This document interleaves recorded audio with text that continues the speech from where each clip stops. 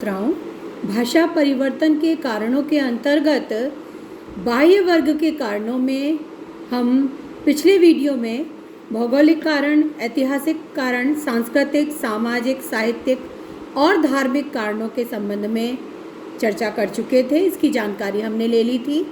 बाह्य वर्ग के अंतर्गत ही कुछ और कारण हैं, वे भी भाषा के स्वरूप को प्रभावित करते हैं या भाषा में बदलाव लाते हैं या भाषा को परिवर्तित कर देते हैं। तो उसके अंतर्गत हम अगला कारण लेते हैं आर्थिक कारण। आर्थिक स्थितियाँ, आर्थिक परिस्थितियाँ भी भाषा को प्रभावित करती हैं।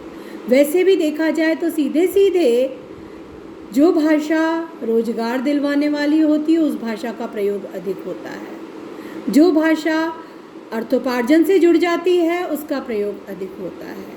तो प्राचीन काल में जो ऋषि आदि हुआ करते थे वे राज्याश्रय में होते थे, राजाओं से उनको आश्रय मिलता था। संस्कृत भाषा फल फूल रही थी, उसका प्रयोग होता था और कहीं ना कहीं धार्मिक कार्यों से भी वह जुड़ी हुई थी और वो भी कहीं ना कहीं अर्थोपार्जन से भी जुड़े हुए थे।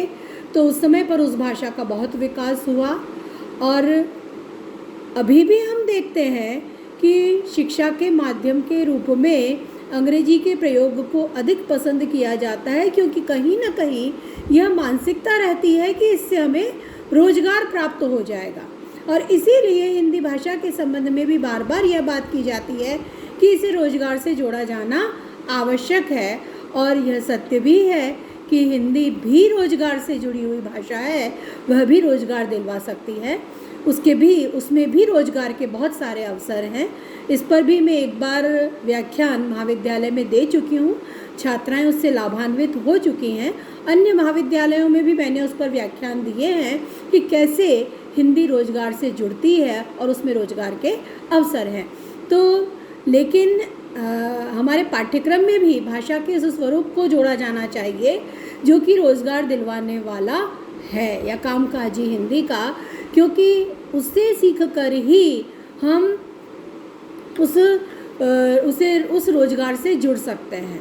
क्योंकि आजकल तो संचार माध्यम का ज़माना है एक प्रकार से यह, और संचार माध्यमों में जिस प्रकार से भाषा का प्रयोग हो रहा है तो उसके प्रयोक्ता निर्मित करना भी आवश्यक है। कितना उस भाषा का प्रयोग विलक्षण रूप में सामने आ रहा है तो उसके जानकार होना भी आवश्यक है। तो इस रूप में हम देख सकते हैं कि जो भाषा रोजगार से, अर्थतंत्र से जुड़ती है उसका विकास अधिक होता है और जब उसका प्रयोग अधिक होता है तो उसके स्वरूप में भी परिवर्तन आता है। और हम बीच बीच में उदाहरण लेते हैं तो ऐसे उदाहरण पहले भी ले चुके हैं, किस तरह से समाचार पत्रों में प्रयुक्त होने वाली भाषा है उसका स्वरूप बदला है।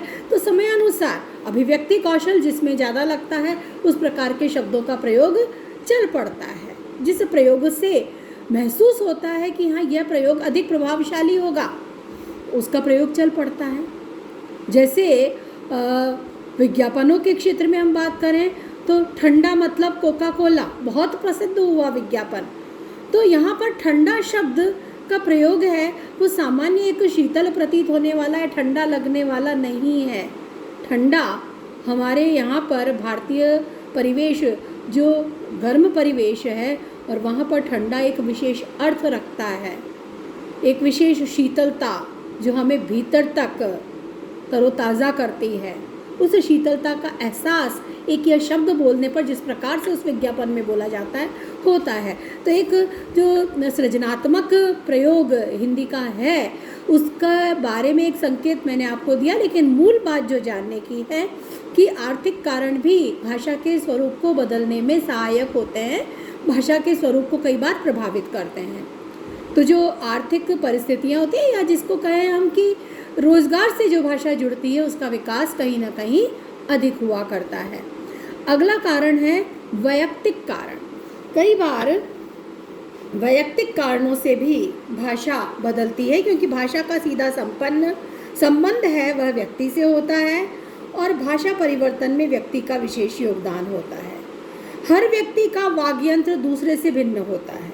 तो उसका उच्चारण दूसरे से भिन्न होता है, अलग प्रकार का होता है। तो हर आदमी ध्वनि को अपने ढंग से स्वरूप देता है और इसीलिए हर व्यक्ति का बोलने का लहजा अलग होता है। हम देखते हैं कि बोलने वाले की बात को हम अंधेरे में भी समझ सकते हैं कि यह हिंदी बोल रहा है भले ही, लेकिन यह व्यक्ति पंजाबी है या गुजराती है। तो ये जो उसका बोलने का जो लहजा है वो अपना अलग है। तो व्यक्ति की अपनी स्थितियाँ हैं, उसके कारण उस भाषा का स्वरूप उस व्यक्ति के द्वारा जब बोला जाता है तो बदलता है। वही हिंदी है, लेकिन गुजराती भाई है वह उसे बोलेगा तो उसका लहजा, उसका उच्चारण अलग तरह का होगा। पंजाबी व्यक्ति बोलेगा उसका अलग तरह का होगा। भोजपुरी क्षेत्र के हम देखते हैं हिंदी के कितनी बोलियां विकसित हुई हैं, कितने अलग अलग बोली रूप हैं, तो उसका कारण भी बहुत हद तक यही है। इसी प्रकार से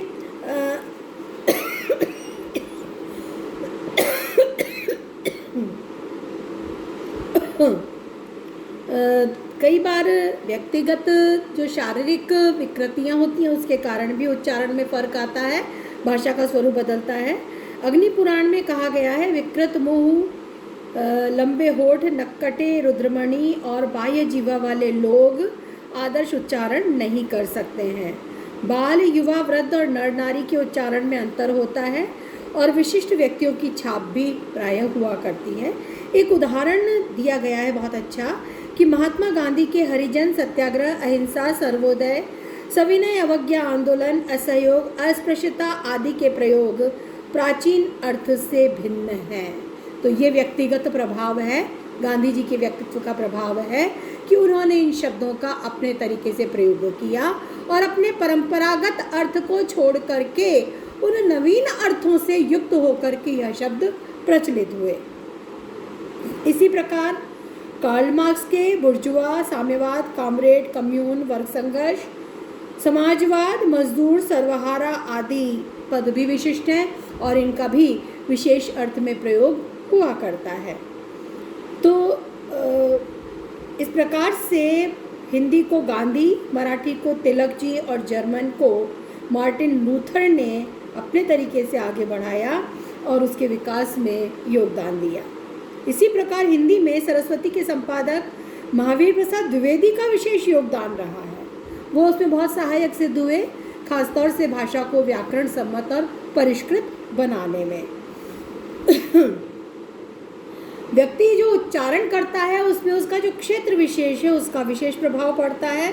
जैसे गुजरात और बंगाल के निवासी स को श बोलते हैं, बंगला में श का उच्चारण अधिक होता है स के लिए। अंग्रेजी में त का ट, थ का ठ और द का ड हो जाता है। तो ये भी व्यक्ति किस क्षेत्र का है, कहाँ का है, कौन है, उसका प्रभाव भी भाषा के उच्चारण पर पड़ता है।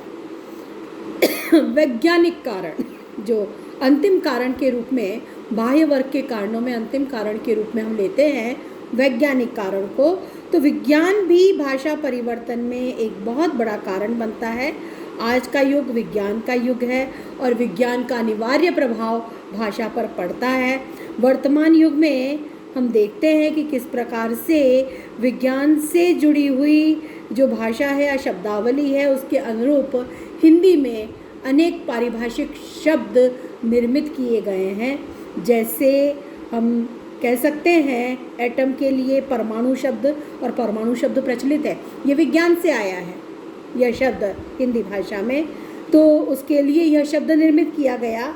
इसी प्रकार से रेडियो के लिए आकाशवाणी शब्द, टेलीफोन के लिए दूरभाष, टेलीविज़न के लिए दूरदर्शन, ये विज्ञान द्वारा जो हमें साधन दिए गए उनके लिए उनके अनुरूप शब्दों का, पारिभाषिक शब्दों का या उसके अनुरूप वैज्ञानिक शब्दावली का निर्माण हुआ और वो प्रचलन में भी है, वो प्रयोग चल पड़ा है। कई बार यह भी होता है कि उसके अनुरूप पारिभाषिक शब्दावली का निर्माण करने के स्थान पर विज्ञान के जो शब्द हैं वे शब्द भी ज्यों के त्यों भाषा में अपना लिए जाते हैं। एक बहुत रोचक उदाहरण मुझे याद आ रहा है, कंप्यूटर का युग है आज का युग, और कंप्यूटर के लिए हम किस शब्द का प्रयोग करते हैं? कंप्यूटर का। और वह शब्द हमने इस प्रकार से अपना लिया है कि कोई उससे यह नहीं कह सकता कि यह शब्द हिंदी का नहीं है, किस तरह से हम उसका प्रयोग करते हैं। क्योंकि देख लीजिए, कंप्यूटराइज्ड, कंप्यूटरीकरण और कंप्यूटराइजेशन, कंप्यूटरीकरण और कंप्यूटराइज्ड, कंप्यूटरीकृत, किस तरह से हम इस शब्द का प्रयोग करते हैं बड़ी सहजता से। कौन कह सकता है हिंदी का शब्द नहीं है? यह शब्द हिंदी की प्रकृति के अनुसार पूरी तरह से ढल चुका है। तो आज की चर्चा यहीं तक। भाषा परिवर्तन के कारण अब पूरी तरह समाप्त हो चुके हैं।